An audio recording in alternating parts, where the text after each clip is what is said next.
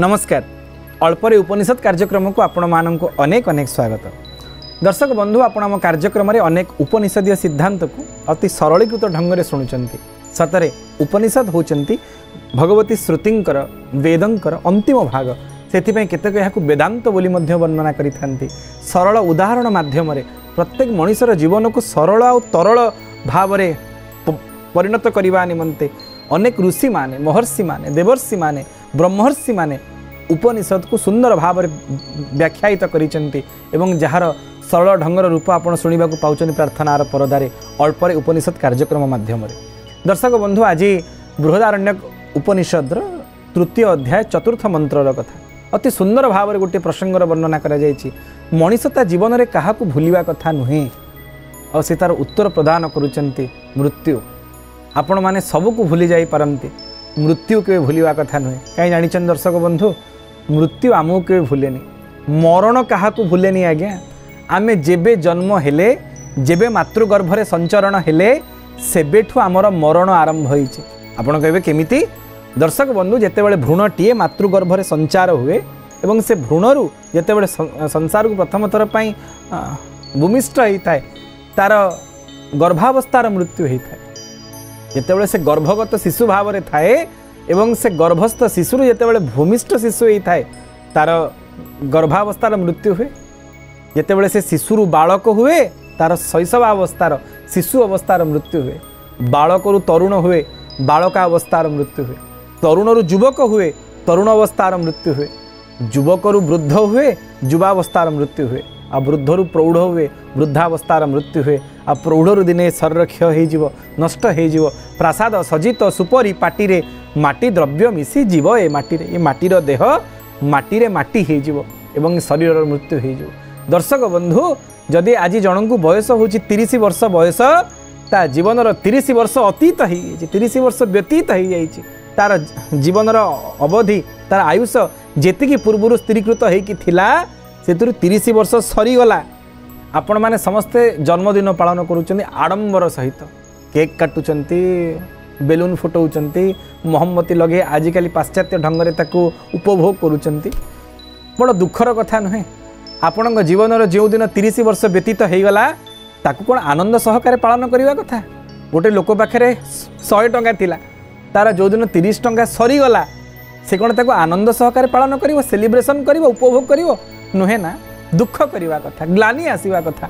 मोर जीवन मोर आयुषर 30 वर्ष सरीगला आगु को 30 सेकेंड अच्छी कि नहीं क्या जना ना 30 निमिष अच्छी कि नहीं कहीं जानी ना 30 थर निश्वास नहीं पारिबा कि नहीं से कथा क्या भी जना ना। दर्शक बंधु तापर आम विषय वासनार आसक्त होकर रही भगवान माया आ से माया को गीतोपनिषद वर्णना करती स्वयं भगवद गीता कथा को अति स्पष्ट भाव और सुंदर भाव में वर्णना करती।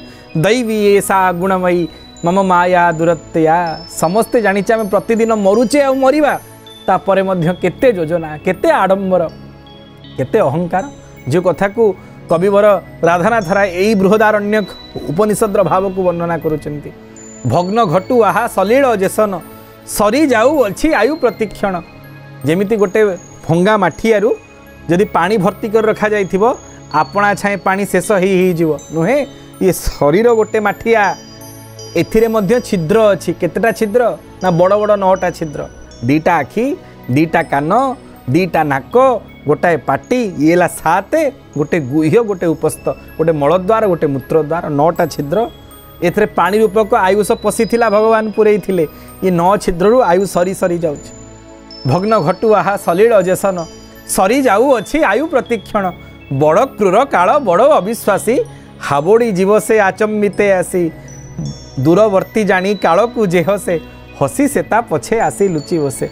दर्शक बंधु जेमिति आपणकर काया को छाया अनुसरण करुथाए आपण शरीर को आपणकर छाई अनुसरण करुथाए सेमिति सबुबले आम पछरे आम मृत्यु गोड़ेछि सबुबले पछरे आमर काल आमको जगिकी बसिछि छकिकी बसिछि बड़ क्रूर काल बड़ अविश्वासी हाबुड़ी जीव से आचम्बिते आसी केतेबेले आसी पहुँची जीव आम देह को माड़ी बसिब आ प्राण को हरण कर नहीं जीव। दर्शक बंधु तेणु दूरवर्ती जानी काल को जेह से गोटे छोट पिलाटे भावुची मत 5 वर्ष बयस मोर आहरी बहुत दिन बंचार अच्छी दर्शक बंधु जार बयस 5 वर्ष से 5 सेकेंड संसार रही कौन प्रकार व्यवस्था नहीं ताकू कि स्पष्ट भाव में कहींपारे ना जे मो जीवन एतिकी निश्वास बाकी अच्छी तेणु कौन कर आवश्यकता रही ना मृत्यु को न भूलिवार आवश्यकता रही।